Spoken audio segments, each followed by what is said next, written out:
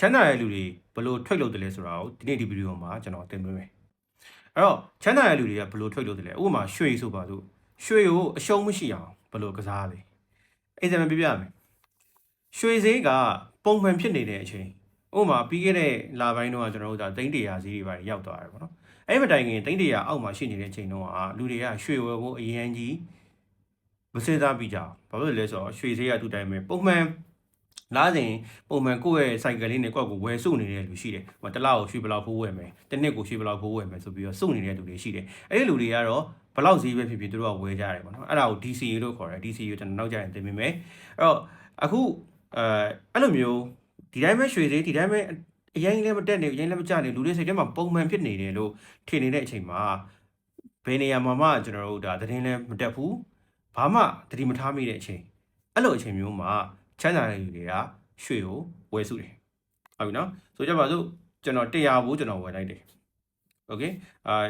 100ဈေးထဲမှာကျွန်တော်ဝယ်လိုက်တယ်ပေါ့နော်ဒါရွှေနဲ့ပြောမှဆိုလို့ရှိရင်ဒါကျွန်တော်60 80လောက်မှာကျွန်တော်ဝယ်လိုက်တယ်ဆိုပါစို့ပြီးတော့ရွှေဈေးကစစ်ပွဲကြောင့်ပဲဖြစ်ဖြစ်အကြောင်းတစ်ခုခုကြောင့်ခုန်တက်သွားတယ်ဟုတ်ပြီနော်အဲ့တော့ခုန်တက်သွားပြီဆိုတာနဲ့စပြီးတော့ဘာတွေဖြစ်တာလဲဆိုလို့ရှိရင်သတင်းတွေထဲမှာ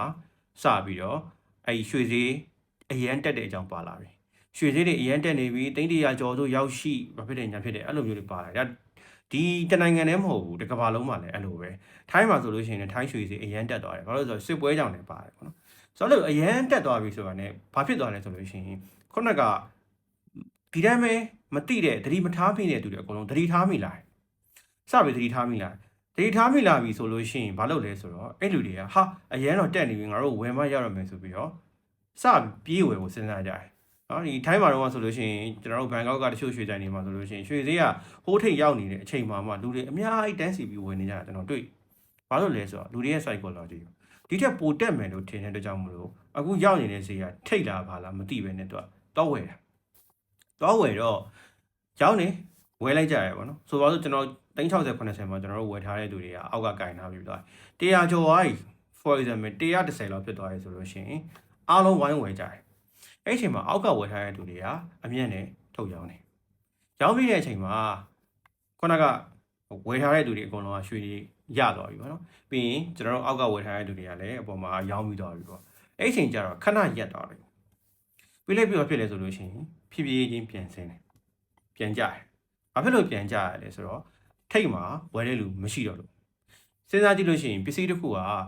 ဈေးအရင်ကြီးနေပြီလို့လူတွေရဲ့ခေါင်းထဲကိုဝင်သွားပြီဆိုလို့ရှိရင်မဝယ်တော့ဘာလို့လဲဒီဈေးနဲ့တော့မတန်တော့ဘူးကွာဝယ်ဖို့ဟုတ်တယ်မလားအရင်မြင့်နေပြီငါတို့ဈေးကြရည်စောင့်မှာဝယ်မယ်ဆိုတဲ့စိတ်ကလူတိုင်းရဲ့ခေါင်းထဲမှာရောက်လာတယ်အဲ့တော့ demand မရှိတော့တဲ့ကြောင့်မို့လို့ကျွန်တော်တို့စပြီးတော့ဈေးရကြတယ် demand မရှိရင်ဈေးကြတယ်ဟုတ်ပြီနော်အဲ့တော့ဈေးကြလာတဲ့ဟာက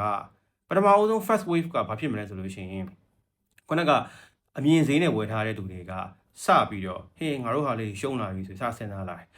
ာရင်နောက်ဆုံးမခံနိုင်တော့တဲ့အချိန်မှာထုတ်ရောင်းတဲ့အတွက်ကြောင့်မို့လို့သူတို့ရဲ့ပစ္စည်းတွေက market ထဲကိုပြန်ဝင်လာတယ်အဲ့ဒါဒီ supply creation ဖြစ်သွားတယ် supply ဝင်သွားပြီ supply ဝင်သွားတဲ့ကြောင့်မို့လို့သူကပိုကြတယ်ပစ္စည်းကပေါ်လာရင်ဈေးပိုကြလိမ့်မယ်ဒါရှင်းလေးအဲ့တော့ပစ္စည်းတွေကို market ထဲကိုပြန်ထည့်တဲ့အတွက်ကြောင့်မို့လို့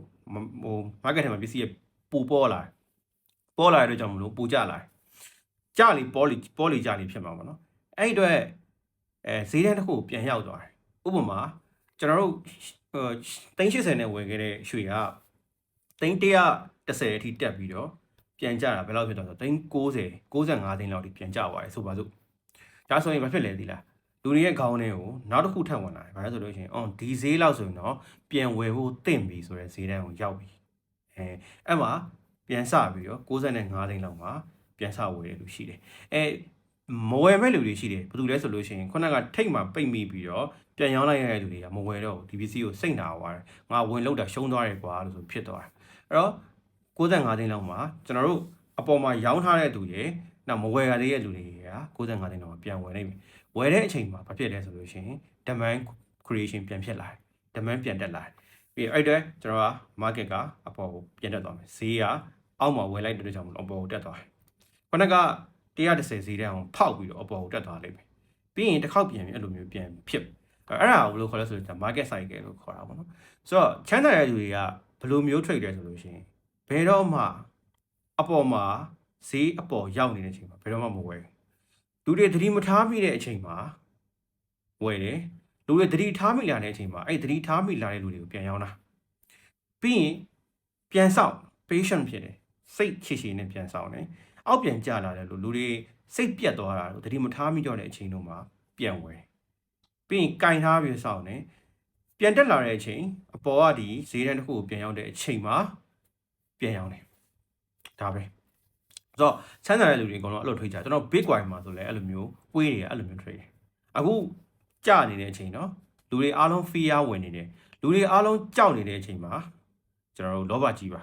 လူတွေအားလုံးလောဘတက်နေတဲ့အချိန်မှာကြောက်ပါဒါ Warren Buffett ပြောခဲ့တဲ့စကားအခုအချိန်မှာလူတွေအားလုံးကြောက်နေတဲ့အချိန်ဖြစ်တဲ့ကြောင့်ကျွန်တော်တို့ကလောဘတက်ရတယ်ဒီအချိန်မှာကျွန်တော်တို့ကဝယ်ရတယ်ဘာလို့လဲဒီအချိန်မှာဘယ်သူမှမဝယ်ရဟဲ့အဲ့အတွက်အဲ့ဒါတွေအောက်ဈေးနဲ့ဝယ်လို့ရတယ်ပြီးရင်ပြန်တက်တဲ့အခါကျရင်အထက်ဈေးနဲ့ပြန်ရောင်းလို့ရတယ်အဲ့အထက်ဈေးနဲ့လာဝယ်တဲ့လူတွေကဘယ်လိုလဲဆိုလို့ရှိရင်အခုအချိန်မှာသတိမထားမိတဲ့လူတွေဒါပဲချမ်းသာတဲ့လူတွေအဲ့လိုမျိုး trade လုပ်တာဖြစ်တယ်အဲ့တော့မိတ်ဆွေ idea တစ်ခုခုရမယ်ထင်တယ်ကိုရတဲ့ idea ကို comment မှာမှတ်နေပြီเนาะ